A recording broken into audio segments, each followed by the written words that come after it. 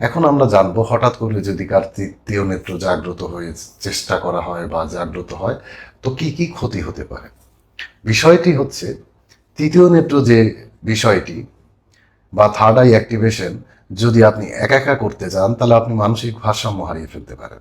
এই জন্য অবশ্যই যোগ্য গুরুর কাছে যেয়ে তৃতীয় নেত্র জাগ্রত করার চেষ্টা করতে হবে।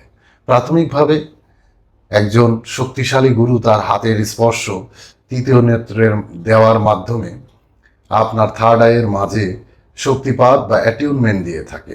এই অ্যাটিউনমেন্ট পেলে আপনার জন্য তৃতীয় নেত্র জাগ্রত করা সহজ হবে।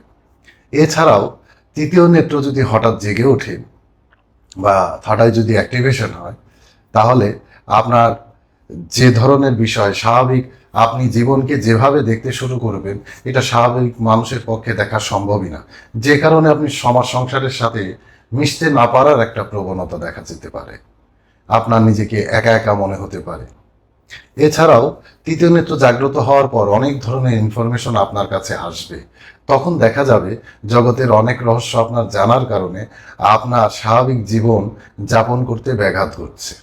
এই হচ্ছে থার্ড আই জাগ্রত করার অপকারিতা। এবার চলুন উপকারিতার কথা বলি। যদি আপনি তৃতীয় নেত্রকে কামেল গুরুর সংস্পর্শ লাভ করে জাগ্রত করতে পারেন তাহলে জীবনের প্রত্যেকটি জায়গায় আপনি সেই দৃষ্টিভঙ্গি দিয়ে দেখতে পারবেন যাতে আপনার সফলতা সুনিশ্চিত।